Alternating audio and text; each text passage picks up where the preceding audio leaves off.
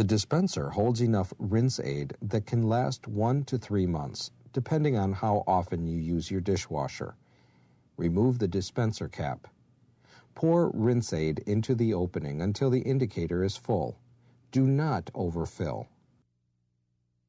Replace the cap. Make sure that the cap is closed tightly so it cannot come off during the wash. Clean up any spilled rinse aid.